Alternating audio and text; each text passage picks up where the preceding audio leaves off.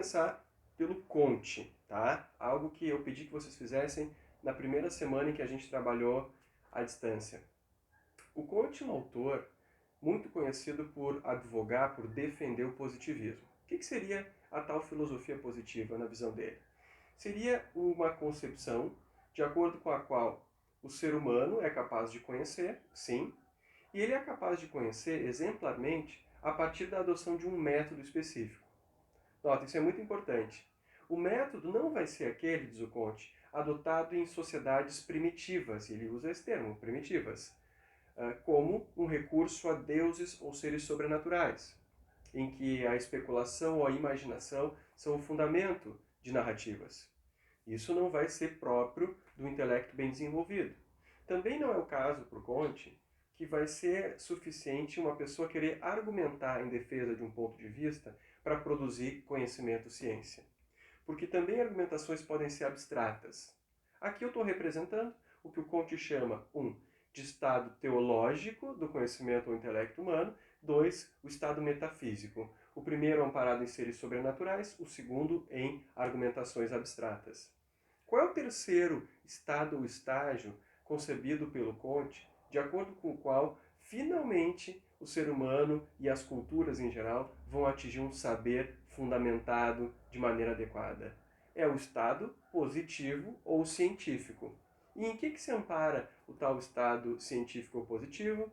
O Conte, nesse momento, ele está olhando para a modernidade, para a nossa história, e pensa as figuras da revolução científica como centrais no desenvolvimento desse método, que ele vai chamar positivo.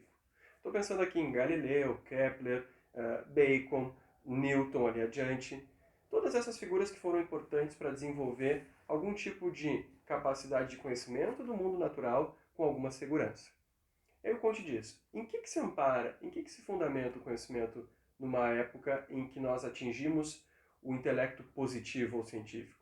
Se ampara não em seres sobrenaturais, imaginação, também não em argumentações abstratas, mas fundamentalmente na observação da realidade empírica. Eu tenho que olhar para o mundo, mas isso também não é o suficiente. Eu vou fazer experimentos para testar as minhas hipóteses e vou organizar os resultados conforme a minha razão me determinar. Então o ponto qual é? Existe um método, que é o método positivo, aquele utilizado exemplarmente na modernidade pela física, pela química e pela biologia. O que é interessante? Que o Conte diz, até agora nós não tivemos uma evolução, um progresso constante e gradativo na história humana, especialmente depois da Revolução Francesa, da qual derivou muita instabilidade institucional e política. Por quê? Porque, penso Conte, há um desconhecimento de como que as relações sociais e políticas se dão. Seria preciso, segundo esse autor, que a gente finalmente conhecesse exatamente como funciona a sociedade, as leis a partir das quais ela está organizada, seja em termos naturais ou em termos positivos no sentido jurídico, e para somente então, depois de conhecer mais ou menos como o físico conhece o mundo natural, o sociólogo conheceria o mundo social, é somente então que a gente pode organizar a sociedade de modo a garantir, passo a passo, a obtenção do progresso, que é o fim almejado pelo Conte e pelo positivismo. Tranquilo? Então essa primeira parte falava sobre Conte, o positivismo, o método positivo que se ampara em observação e experimentação e comparação de dados em termos racionais, em substituição a apenas uma explicação mítica ou mitológica ou de uma argumentação abstrata que recorre a forças ou poderes dos quais a gente não tem garantia em termos de existência. Tá certo? Para o Conte, pessoal, e isso nos leva à segunda parte desse vídeo, para o Conte, a sociologia é não apenas uma ciência, mas é a ciência que, em termos de desenvolvimento, é a última a ser atingida pelos seres humanos, mas embora seja a última a ser atingida, é a que tem hierarquicamente mais poder sobre as outras, é a que deve ter mais poder. O sociólogo, para o Conte, não é alguém que está na faculdade, estudando vários autores e autoras, e depois publica artigos a seu respeito. O cara que desenvolve em si mesmo a capacidade de conhecer sociologicamente o mundo, esse é o cara que deve organizar a sociedade. Ele deve ter poder político e institucional para reorganizar as relações de modo a que a gente tenha primeiro ordem, em seguida progresso. Isso é bem importante. Então, para ele, Comte, a sociologia é uma ciência, tal como a física, a química e a biologia. Tá, mas elas são diferentes em termos de graus de precisão. Isso até o Comte aceita. Mas ele vai dizer, o que unifica todas essas ciências é o que eu chamo de método positivo, que se ampara em observação e comparação e experimentação. Mas olha que interessante, deixando um pouco de lado o pensamento kantiano.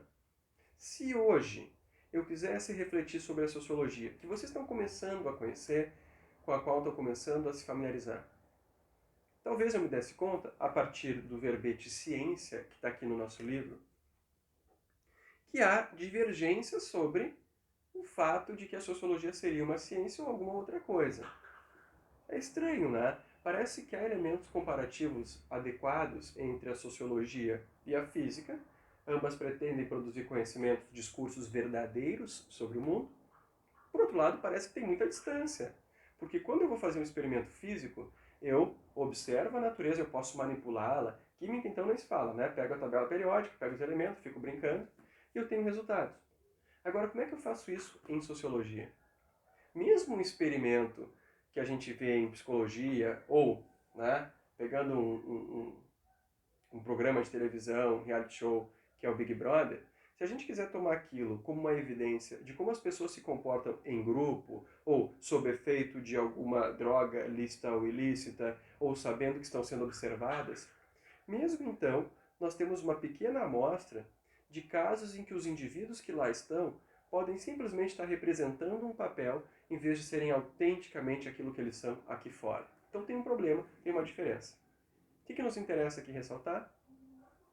O que o nosso livro chama de reflexividade, que é um outro verbete que está na mesma seção, no mesmo tema de ciência, e eu recomendo que vocês leiam. Tá? Eu não vou cobrar na prova, quando a gente voltar, ou algo do tipo, mas seria interessante que vocês complementassem a leitura do verbete ciência, do conceito ciência, com esse outro chamado reflexividade. Qual é a ideia básica? Tem a ver com um pensador da filosofia e sociologia do século XIX e XX, chamado Mead, que ele diz assim, olha, no fim das contas, cada indivíduo, como nós, que vive em sociedade, parece ter uma dupla existência ou dimensão. Um eu vou chamar, né, uma referência a mim mesmo, independentemente de todo o resto, e um mim, que é aquilo que eu sou a partir da visão que os outros têm a meu respeito na vida em sociedade. O grande ponto é, como que pode a sociologia pretender ser uma ciência se o objeto que ela quer estudar, a saber, objeto de estudo, não é o mundo natural, como a física, os seres vivos, como a biologia apenas.